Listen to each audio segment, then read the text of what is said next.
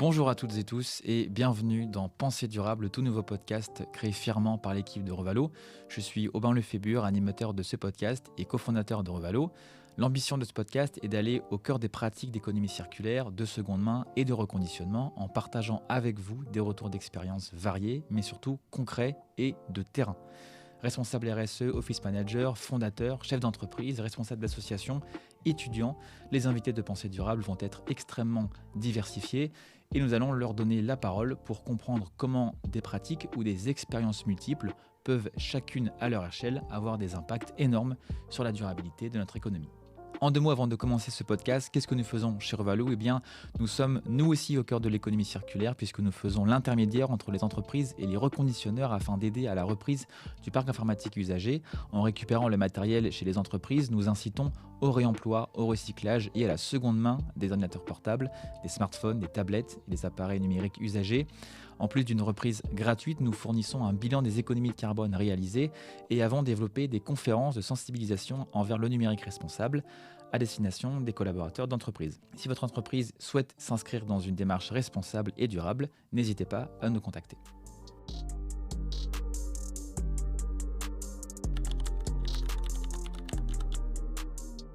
Alors pour notre tout premier épisode, on veut rentrer dans le vif du sujet des entreprises responsables et c'est pour ça qu'on retrouve aujourd'hui Malo Dona qui est cofondateur de Revalo. Et tu vas nous partager, Malo, à la fois ton expérience, tes difficultés, tous les enjeux qui sont liés avec la construction d'un projet durable. Donc Malo, merci d'être venu ici et j'espère que tu vas bien. Écoute, ça va très bien, merci. Je suis vraiment content qu'on démarre cette série ensemble. Je pense que ça peut être super intéressant et effectivement pour mettre en avant notre activité, mais surtout les partenaires autour. Donc très cool que tu animes ça. Avec plaisir. Pour commencer, ce que je te propose, c'est que tu nous parles un peu de ton expérience et de ton parcours qui t'a amené à créer Revalo. Qu'est-ce qu'il y a eu comme études, comme expérience qui t'ont amené jusque-là ? Alors moi, je viens pas du tout du domaine du numérique responsable. J'ai un diplôme d'ingénieur, j'ai travaillé dans la robotique médicale juste avant. Et en fait, j'ai eu une expérience en 2018, un job étudiant dans lequel j'ai travaillé en fait pour une société qui rachetait du matériel, donc des smartphones d'occasion, et qui les remettait en vente ailleurs. Et en fait, j'ai trouvé ça super intéressant, mais j'ai trouvé ça assez incomplet. Je trouvais que l'impact n'était pas assez gros. Je trouvais que les volumes n'étaient pas assez gros, qu'on était trop restreint sur les modèles. Et en fait... je me suis posé la question, je me suis dit comment est-ce qu'on pouvait faire mieux, surtout que je suis une personne qui est passionnée par la tech. Mais à côté de ça, je me rendais compte que mes convictions écologiques allaient de plus en plus à l'encontre en fait de cette passion. Donc c'est pour ça que j'ai un peu réfléchi, on a discuté effectivement tous les deux et on a décidé de monter Revalo pour vraiment la reprise du matériel informatique, mais pour augmenter les volumes, travailler vraiment directement en B2B avec les entreprises. Alors, moi, je sais pourquoi est-ce qu'on a choisi ce secteur spécifiquement, mais est-ce que tu peux expliquer pourquoi est-ce que dans l'enjeu très large en fait, de la durabilité numérique, pourquoi avoir choisi spécifiquement les appareils numériques plutôt que de travailler sur d'autres enjeux, puisque le numérique, en fait, c'est hyper large. Tu aurais pu bosser sur le digital, sur Internet. Donc, pourquoi spécifiquement les appareils numériques ? En fait, c'est vraiment lié au fait que c'est quelque chose qui me parle. Tu vois, c'est un consommable que j'ai tous les jours avec moi, donc un ordinateur ou un smartphone. Et c'est quelque chose qui m'intéresse vraiment et sur lequel je peux avoir un impact. Donc je le comprends, je comprends les enjeux, je comprends son utilisation et les besoins des entreprises. Et donc en fait, je peux beaucoup mieux cibler mon offre auprès des entreprises. Et donc c'est un sujet que je porte vraiment au fond de moi. Et du coup, en fait, c'est vraiment cet objectif, cette envie de sensibiliser les entreprises au numérique responsable en général. Ok. Alors, pour un peu mieux te cerner rapidement, on va jouer à un jeu très rapide, très simple, hein, c'est l'association d'idées. Donc, je vais te donner des mots, des expressions, et tu vas me dire la première chose qui te passe par la tête quand tu entends ces mots-là, pour qu'on comprenne un peu ta sensibilité par rapport au sujet que tu nous présentes. Le premier mot, c'est réchauffement climatique. Pollution. Si je te dis Startup Nation. Tech. Seconde main. Circulaire. Innovation. Très large. Hein. Ouais, là c'est large. J'allais dire tech en fait, c'est pour ça que je prends du temps, parce que je l'ai déjà dit. Non mais ça peut être le même mot, hein. C'est super intéressant dans les deux. Je vais plutôt dire social. Ok. Si je te dis inspiration, Coach. durabilité Circularité à nouveau. et futur. Alors là, on est sur du très large. Sobriété. Alors, chez Revalo, on se concentre sur le reconditionnement des appareils numériques. Est-ce que tu peux nous en dire un peu plus sur l'approche de Revalo, le fonctionnement, et ce qui peut distinguer l'approche de Revalo d'autres méthodes ou d'autres concurrents ou d'autres acteurs du secteur de la reprise numérique? Et qu'est-ce qui en fait la spécificité, en fait? En fait, on s'est directement positionné comme un intermédiaire. C'est-à-dire qu'aujourd'hui, il y a des reconditionneurs, il y a plein de reconditionneurs en France et en Europe d'ailleurs, qui rachètent du matériel et le revendent de manière très simple. Sauf que eux, ils vont avoir tout le travail d'audit, le travail de réparation, le travail de revente. On s'est rendu compte que sur ce marché-là, il y avait déjà plein d'acteurs qui le faisaient très bien en France, mais qui n'étaient pas assez mis en avant puisque ils étaient toujours en concurrence avec des acteurs européens, c'est assez compliqué. Et à côté de ça, ils n'avaient pas forcément non plus la capacité, la possibilité d'aller chercher ce qu'on appelle les gisements, donc aller chercher des entreprises qui souhaitent se débarrasser de leur parc informatique. Il faut une force de frappe commerciale, il faut vraiment une équipe qui fait que ça. Et en fait, c'est vraiment ce qu'on a cherché à faire en se positionnant dans cette intermédiation-là et en accompagnant les entreprises de A à Z pour qu'elles aient qu'un interlocuteur pour tout type d'appareil, pour tout type de matériel en général informatique, et également si elles veulent se sensibiliser aux impacts du numérique. Et donc c'est vraiment notre positionnement où on veut offrir une sorte de package tout en optant pour une transparence complète, c'est-à-dire que même si officiellement l'interlocuteur de l'entreprise c'est nous, l'entreprise sait où va le matériel, chez qui, comment est-ce qu'il a été traité, qu'est-ce qui part en recyclage, qu'est-ce qui part en reconditionnement et à la revente. Et donc c'est ça qui est super intéressant et c'est vraiment en jouant sur toutes ces valeurs-là qu'on a axé le développement de Revalo. Quand on parle reconditionné, parfois il y a un peu des espèces d'obstacles où il y a des a priori sur le reconditionné, que ce soit à l'achat ou à la revente. Mais là, comme c'est dans la partie reprise, on va uniquement parler de la partie reprise. Est-ce qu'il y a eu des obstacles pour convaincre les entreprises d'opter ce système de reprise? Et comment est-ce que Revalo a réussi à les surmonter? Il y a eu des obstacles. Le premier, j'ai envie de dire, c'est vraiment le fait de rentrer sur un marché B2B, c'est toujours compliqué. Ça demande beaucoup de travail parce que c'est compliqué de faire changer une entreprise si elle a déjà des solutions en place. Là, on avait un peu de chance, c'est qu'on est sur un domaine où malheureusement beaucoup d'entreprises n'ont pas encore de solutions en place et stockent globalement leurs appareils. Donc ça, c'est une première problématique qui finalement après demande plus de travail, plus de temps, mais derrière, c'est plus simple quand tu travailles avec une entreprise de continuer à travailler avec elle. Donc c'est ça qui est intéressant. Comme autre obstacle que tu as, c'est vraiment de réussir à trouver un business model, un modèle économique qui est assez intéressant là-dessus. Et donc là, effectivement, ça te demande de vachement réfléchir, de bien axer ton projet pour globalement être capable de financer ce projet-là. Et voilà. Mais sinon, là où on a eu de la chance, c'est qu'on est tombé assez rapidement sur des partenaires super intéressants. Ouais. Qui étaient très à l'écoute de ce qu'on pouvait leur proposer, avaient envie de travailler avec nous et nous ont énormément aidés pour développer le modèle. En fait, ce qui est intéressant dans ce que tu m'expliques de Revalo, c'est que en fait, on s'est remplacé comme un intermédiaire entre les entreprises et les reconditionneurs. Globalement, dans la collaboration, et si tu devais imaginer le parcours client ou le parcours type d'un appareil, comment est-ce que ça se ferait? Comment est-ce que tu expliques entre le moment où le client décide de se débarrasser de son parc et le moment où l'appareil est chez le reconditionneur et après revendu, comment est-ce que tout le process s'opère? On va faire un user journey, un cas client en fait pour bien le comprendre. Typiquement, donc, on va prendre n'importe quelle entreprise. Donc, une entreprise A nous contacte en nous disant voilà, ou nous on les contacte en nous disant voilà, on a du matériel informatique dont on veut se débarrasser. Nous déjà, on va comprendre d'où vient ce matériel informatique, quand est-ce qu'il a été utilisé pour la dernière fois, quel âge il a, essayer de comprendre un petit peu le type de matériel qu'ils ont et de savoir exactement ce qu'ils recherchent. Là, je vais rentrer dans les détails, mais en gros, il y a plusieurs possibilités. Il y a des entreprises qui vont nous dire, moi, je veux une valorisation maximale sur ce lot. Et donc là, on va agir comme courtier en reconditionnement, puisqu'on travaille avec plusieurs reconditionneurs, qu'on est en mesure de diviser le lot pour optimiser sa valorisation.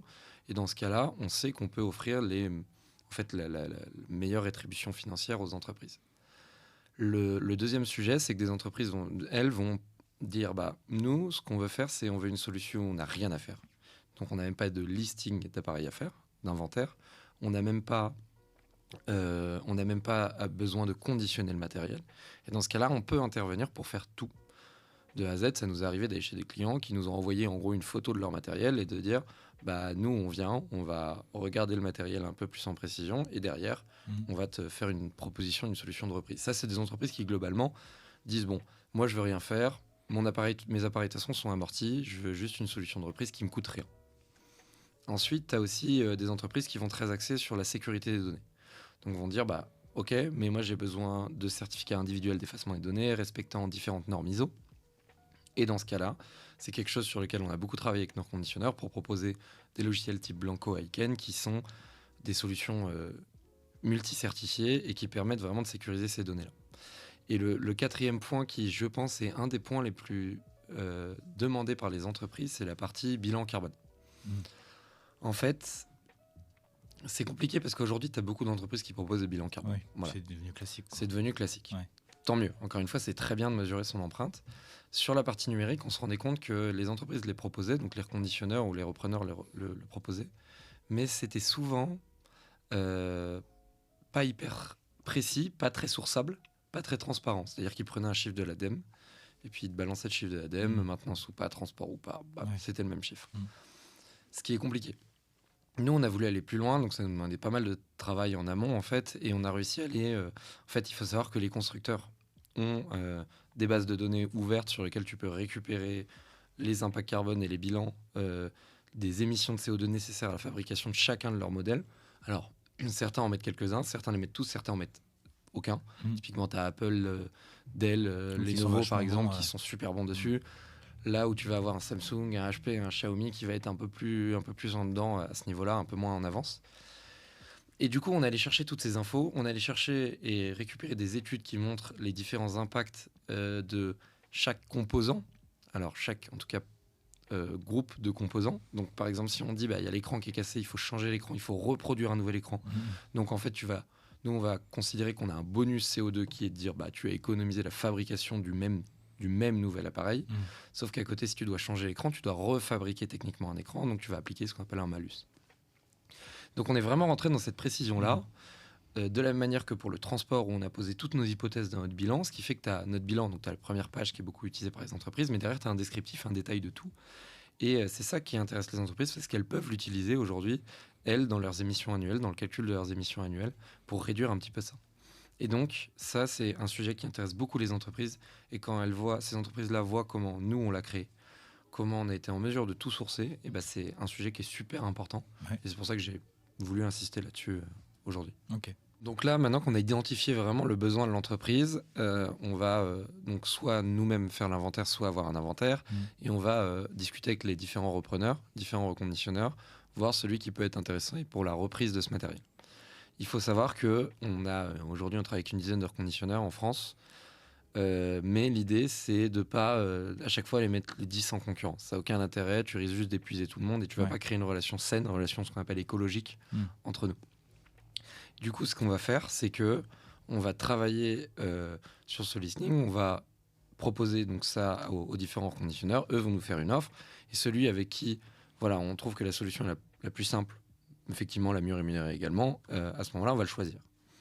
Là, on va gérer toute la logistique, on va coordonner la logistique avec le repreneur. Ça va être le repreneur directement qui gère la logistique ou ça peut être nous. Ensuite, le matériel est récupéré, il est testé, il est traité chez lui. Et ensuite, deux possibilités. Si le matériel avait une haute valeur et qu'on avait proposé une rétribution au client, on confirme ou on modifie la rétribution. On essaye de limiter les décotes un maximum pour éviter qu'on promette 5 000 euros à une entreprise, je dis une bêtise, et qu'on lui dise en fait ton matériel il vaut 1 000 euros. C'est pour ça qu'on a travaillé aussi avec les reconditionneurs pour éviter de mettre des prix d'appel.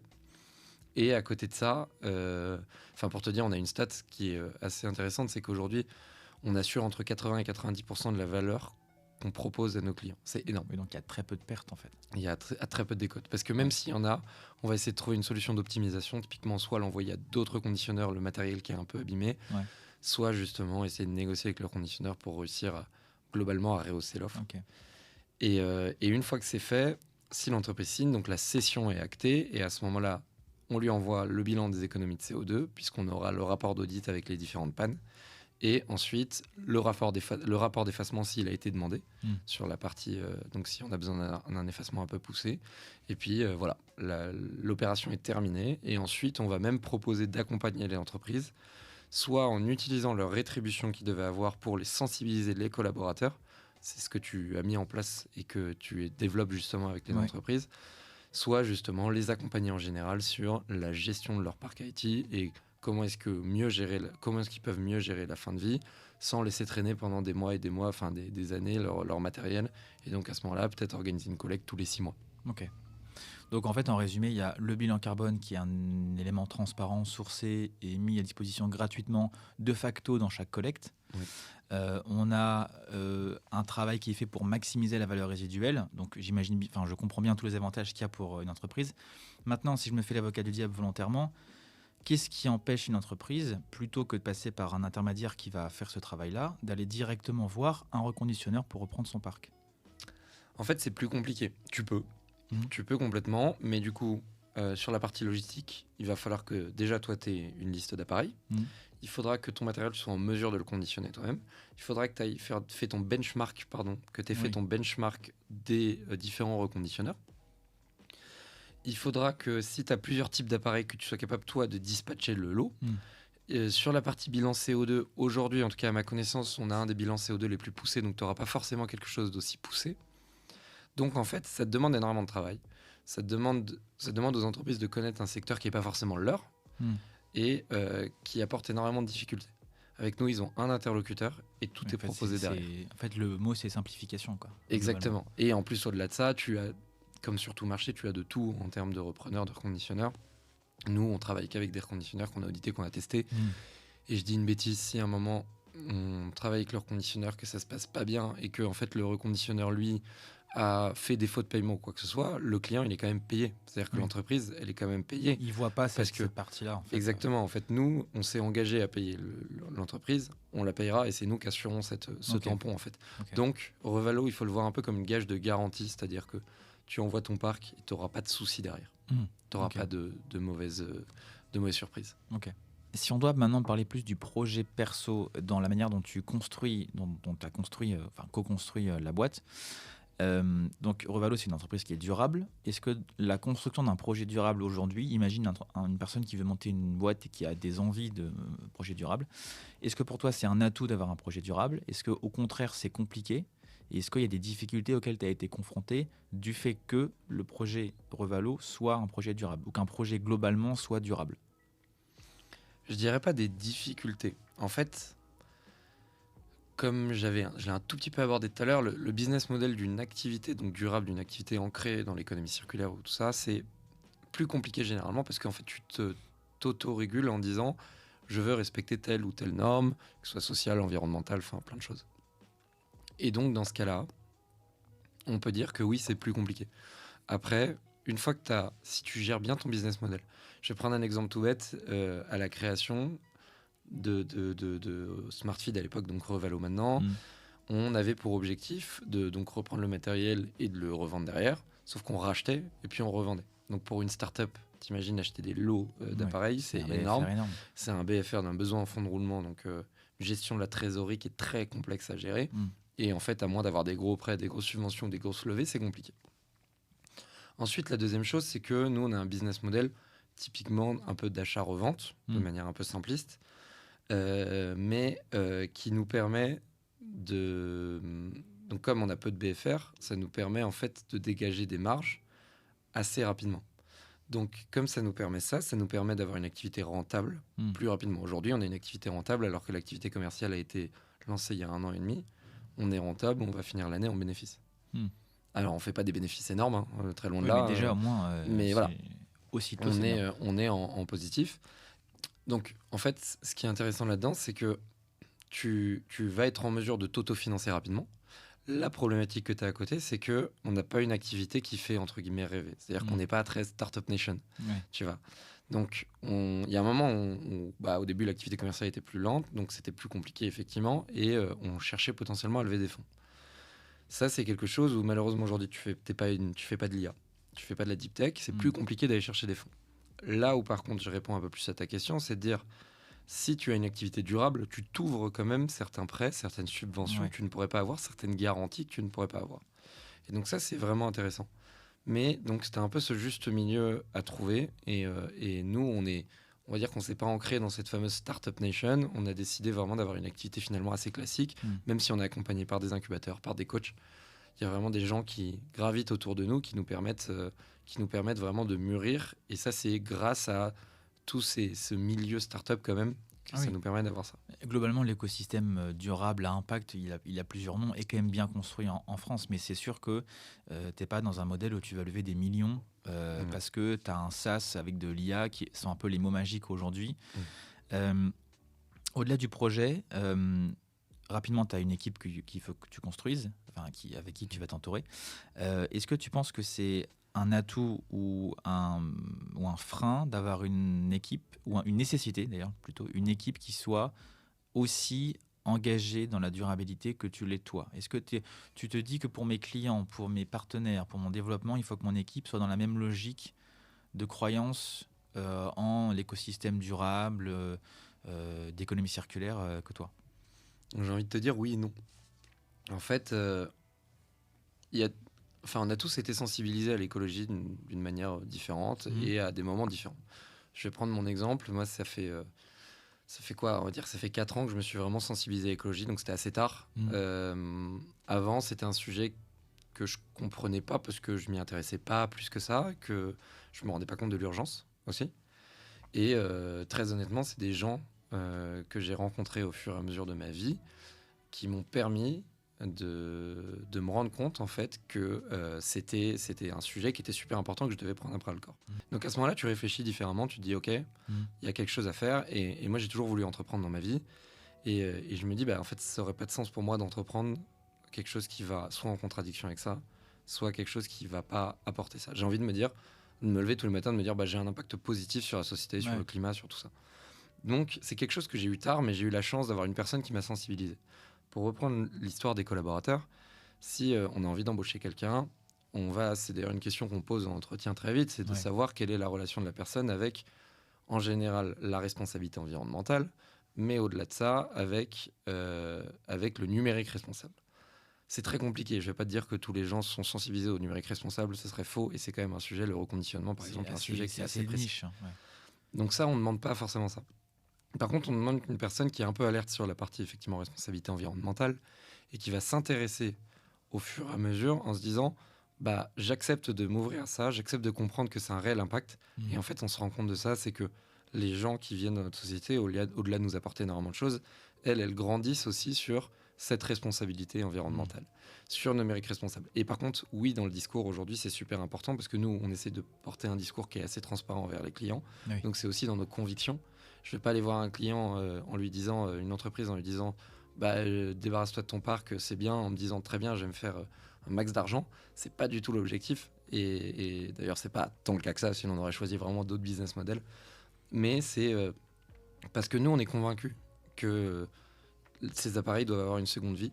Et en fait, nos commerciaux, qui sont par exemple en interface directement avec les clients, mais aussi l'équipe communication, marketing, doit bien comprendre ça pour déjà mieux comprendre les ambitions des gens et pour mieux les sensibiliser. Tu vois.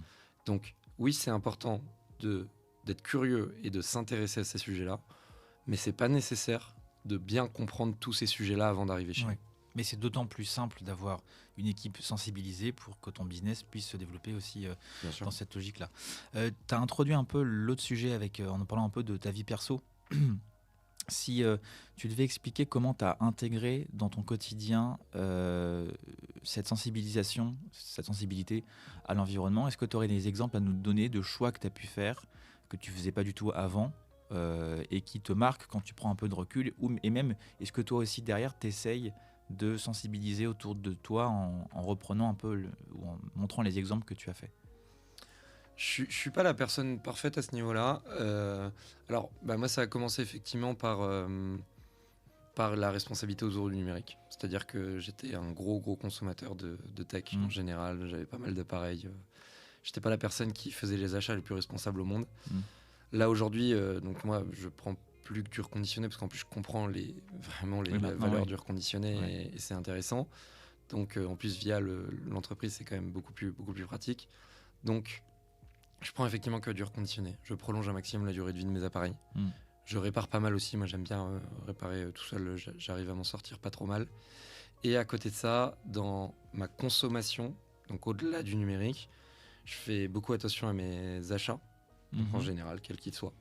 Je suis quelqu'un qui aujourd'hui consomme assez peu, en fait, parce que j'ai l'impression d'avoir utilisé tous mes crédits à l'époque. Ouais. Et dans ma tête, c'est vraiment quelque chose où, sauf si j'en ai vraiment besoin, je vais pas acheter quelque chose, un truc tout bête, mais avant de faire un achat, maintenant, je vais généralement me poser, voilà, je me dis, ok, ça m'intéresserait d'acheter ça. Je vais attendre 24-48 heures si j'ai encore envie de l'acheter. À ce moment-là, je vais vraiment envisager ça sérieusement. Sinon, c'est que c'était juste une pulsion, entre guillemets. Et c'est quelque chose qui à ce moment-là, je vais pas acheter. Et la deuxième chose, c'est sur ma consommation plus alimentaire, là où je vais faire vachement gaffe, que ce soit ce que j'achète, que ce soit aux emballages, que ce soit du vrac ou non, par exemple. Ça fait la différence. Que ce soit sur la provenance des produits. Quitte à payer un petit peu plus cher. Quitte à payer un peu plus cher et à consommer un peu moins. Ouais. En fait, voilà, j'ai pas arrêté de manger de la viande pour autant. Ça m'arrive encore une fois de temps en temps de prendre l'avion. C'est des choses sur lesquelles j'ai envie de faire un travail pour au fur et à mesure l'abandonner. Mais en attendant, j'essaye de rajouter des petits gestes tous les jours pour avoir un impact. Et je pense que le moindre impact est important. Et voilà. Et il y a un changement en particulier un peu radical que tu as fait par rapport à avant. Tu nous parlais de la consommation, mais si tu devais en retenir qu'un seul, peut-être parce que ça peut aussi donner peut-être des idées à des personnes qui souhaitent commencer à aller dans cette sensibilisation-là. Est-ce qu'il y a un changement soit que tu penses plus simple, soit que tu penses le plus impactant que tu as pu faire ? Bah, en fait, maintenant que je connais l'impact du reconditionné, globalement pour moi c'est le changement numéro 1. Et puis en fait, surtout que je suis dedans à fond.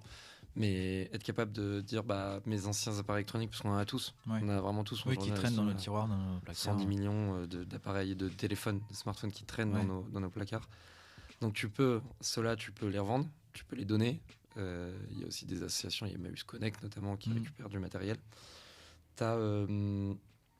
T'as effectivement l'achat de reconditionné aussi dans l'autre sens. Et surtout, en fait, c'est la sobriété, c'est ne pas connecter, ne pas avoir 10 000 appareils connectés chez soi, ça sert à rien. Enfin, on connecte tout et n'importe quoi aujourd'hui, ça n'a pas de sens.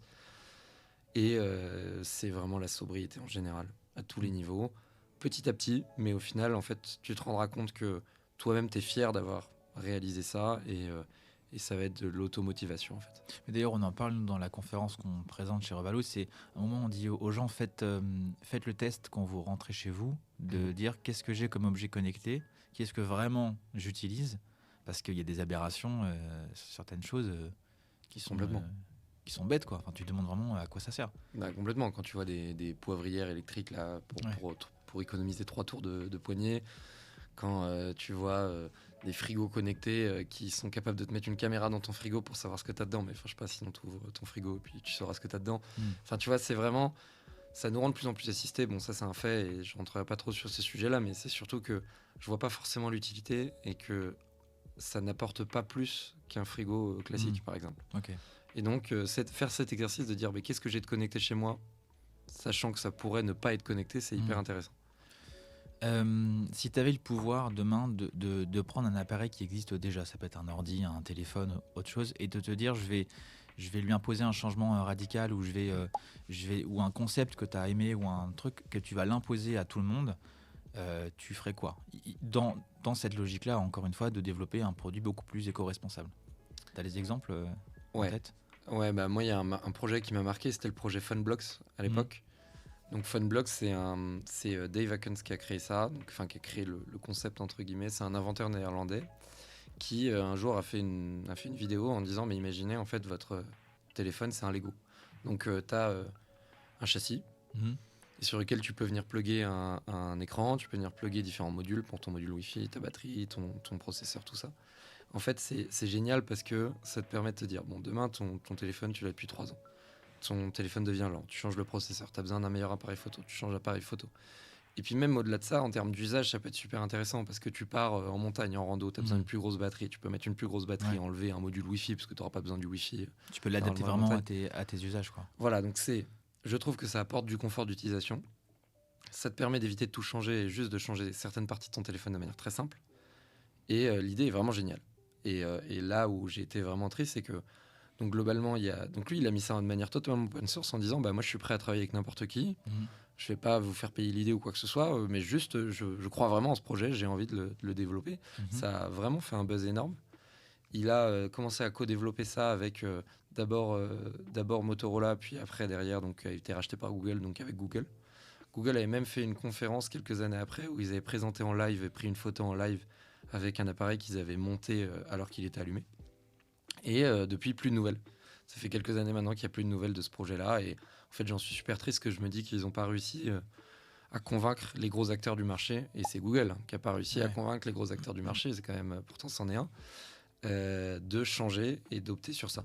Donc si j'avais le pouvoir de faire changer quelque chose, c'est que je demanderais que les appareils électroniques soient modulaires, complètement modulaires. Et notamment, pour les PC, il y a le projet Framework, qui est un super projet également, où là, tu peux, c'est un projet qui a un indice de réparabilité de 10 sur 10, et donc en fait qui est capable, typiquement, moi je me rendrais compte que c'est totalement réparable et que c'est accessible à tout le monde le jour où ma grand-mère sera capable de changer son écran, quoi. Donc, mais t'imagines bien que dans cette logique-là, c'est ce qu'on avait avec Google, tu as des acteurs dans l'écosystème et dans tout le cycle de production qui ne seront pas contents qu'un utilisateur final puisse changer plutôt que de racheter. Et donc, il y a beaucoup de freins, surtout économiques, à développer un tel projet. Si, comme tu disais, si Google n'y est pas parvenu, je ne sais pas qui peut réussir à le mettre en place.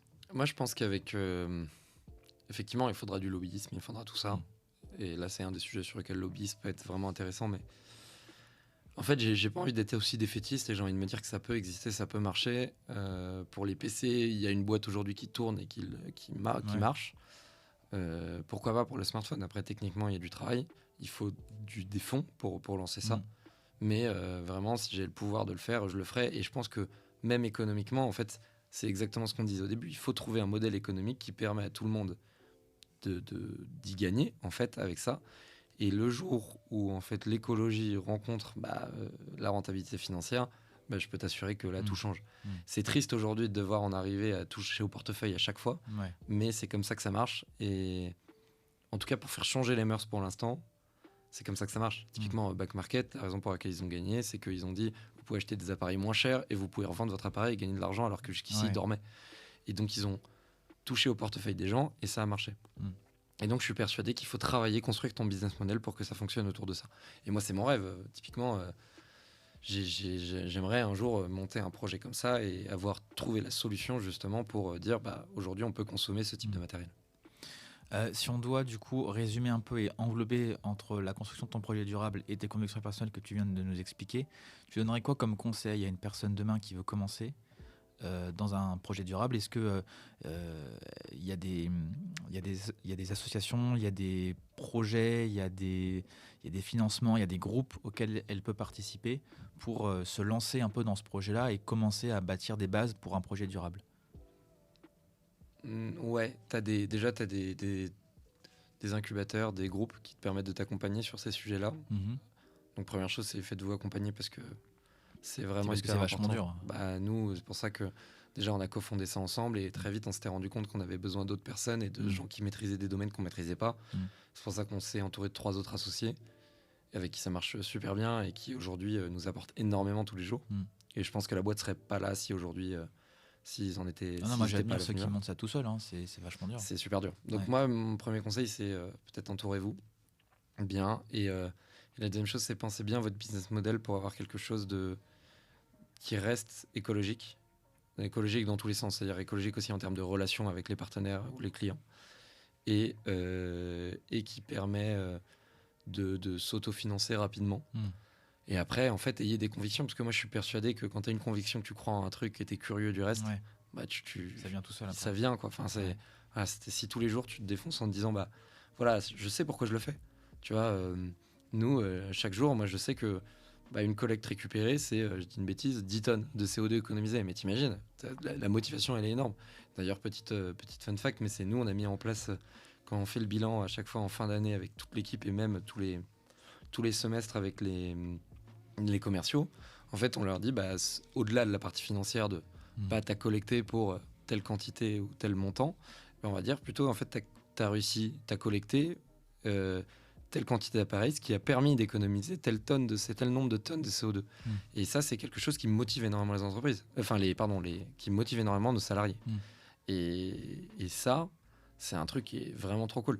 Et on a envie de le mettre en place. Enfin, il faut le mettre en place. Il faut, encore une fois, hein, il faut axer ton discours avec tous les gens que tu rencontres dans ta vie sur quelque chose sur lequel ils sont sensibles. Nous, dans notre équipe aujourd'hui, ils sont sensibles au numérique responsable. Donc, en fait, on axe dessus aussi pour les motiver, pour qu'ils comprennent l'impact de leur travail. Et puis l'impact, on le voit là. Là, on est en fin d'année 2024. On est à 590 tonnes quasiment économisées sur l'année. C'est l'empreinte carbone de près de 60 Français annuelle, moyenne. Hein. Mais du coup, quand tu rends compte un peu de l'impact que ça a, tu te rends compte vraiment du travail que tu as fait et c'est assez impressionnant, quoi. Exactement. Et là, en plus, tu parles de l'impact carbone, mais tu as énormément d'autres impacts. Ouais. C'est ce que tu expliques dans ta conférence, justement, sur les chroniques du numérique, notamment sur le premier volet, où en fait, tu vas suivre la fabrication et l'extraction des minerais nécessaires pour un smartphone ou un ordinateur. Et en fait, tu vas te rendre compte de tous les trucs autour qui sont globalement socialement horribles, éthiquement, ouais. politiquement, qui ont... c'est très grave, politiquement, ce qui se passe, notamment en Afrique centrale. Voilà. Et en fait, c'est un truc où... en fait, moi, je crois qu'on a même dépassé ça dans l'équipe en disant, au-delà de la partie nombre de tonnes de CO2, t'es vraiment en mode, tu vas extraire ça en moins, en fait. Et c'est impressionnant, quoi. Ouais. Et d'ailleurs, pour conclure sur ce sujet-là, ce qu'il faut aussi se dire, c'est que, mais ce qu'on ne sait pas, c'est que les 3/4 des impacts d'un appareil, en fait, sont faits dans sa phase de production. Donc, ça n'empêche pas qu'il faut quand même qu'en tant que consommateur finaux, on ait des gestes de reconditionnement, de reprise pour atténuer encore plus les effets, mais ne pas non plus se sentir coupable d'utiliser un téléphone parce que le problème, il est surtout en amont. Et c'est d'autant plus compliqué du coup de le régler parce que c'est des acteurs qui sont complètement inatteignables pour nous. Donc c'est pour ça qu'on fait à notre niveau ce qu'on peut faire, notamment via le reconditionnement, via la revente, via la reprise, via la réparation ou le recyclage. Mais c'est toujours frustrant de se dire qu'on ne peut pas faire plus parce que y a des choses qui sont beaucoup plus au-dessus de nous. Et voilà. Complètement. Et en plus, pour conclure sur ce sujet, c'est plus ou moins en décalage avec ta question, mais on n'en est pas très loin. Il faut cibler ce que tu peux faire, en gros les déficits aujourd'hui autour du numérique responsable, et comment est-ce que tu peux cibler ça. Typiquement, nous, une des raisons pour lesquelles on a ciblé la reprise et pas par exemple la revente de matériel, c'est que Back Market a vraiment changé un peu le jeu du reconditionné, parce qu'ils font beaucoup de ventes. Ils vendent énormément de produits, c'est le leader français, même européen, et voilà, globalement, plein de produits transitent par leur marketplace pour la revente. Sauf qu'en fait, quand on source un petit peu, on se rend compte que plus de 60% des appareils ne proviennent pas de France. Et pour avoir bossé chez une entreprise justement qui est derrière la marketplace de Back Market, c'est en fait, en France, on vend beaucoup. Beaucoup de gens veulent acheter du reconditionné, mais très peu de gens s'en débarrassent. Et encore moins les entreprises. Et du coup, on est obligé d'aller se fournir en Asie, aux US, en Afrique, pour avoir du matériel, pour pouvoir le revendre en France. Et ça n'a pas trop de sens non plus, alors qu'on a énormément de matériel en France, il y a énormément de gisements. Et c'est pour ça qu'on a ciblé ça, parce que c'était là où on pouvait avoir un impact. Donc voilà. Avant de conclure, on va jouer un petit jeu très simple, pour ou contre. Je vais te donner des propositions de changements qu'on pourrait mettre en place. Tu me dis si tu es pour et si tu es contre et pourquoi. Donc c'est assez en lien avec ce qu'on vient d'expliquer. La première, c'est pour ou contre un quota numérique de reconditionner, donc à reconditionner. Donc on va imposer aux entreprises de reconditionner ou d'acheter une partie de reconditionné chez elles. Est-ce que tu es pour ou contre l'imposition de ce quota ? Je suis totalement pour. Je suis contre le fait d'imposer, d'acheter juste du reconditionné pour une raison simple. C'est qu'il y a des normes de sécurité notamment que tu dois avoir sur des mises à jour système, des choses comme ça, qui font que pour certaines entreprises, je peux concevoir que ce soit compliqué d'acheter du reconditionné. Par contre, à l'inverse, à ce moment-là, elles doivent faire en sorte que leur parc informatique soit reconditionné. Et donc, je suis d'accord avec toi, si tu permets ce double quota, entre guillemets, là, je suis totalement pour et il faut le faire. C'est une question qui est un peu liée avec l'actu parce que la loi Rennes va imposer une part d'appareils à envoyer en reconditionnement, mais pour l'instant que pour les organismes publics, mais on peut imaginer que ça soit appliqué à des boîtes plus largement. Est-ce que tu es pour ou contre une taxe spéciale sur les produits neufs pour désinciter à l'achat d'un produit neuf ? Donc en gros qu'un produit neuf soit plus cher qu'un produit reconditionné. Donc une taxe supplémentaire. Je suis pour, à fond. En fait, les produits neufs sont pas assez chers. Je m'explique. En fait, à la sortie d'un appareil, c'est cher, bien sûr. Ton appareil, il peut coûter super cher, il n'y a pas de problème. Mais en fait, très vite, tu vas avoir des réductions de partout.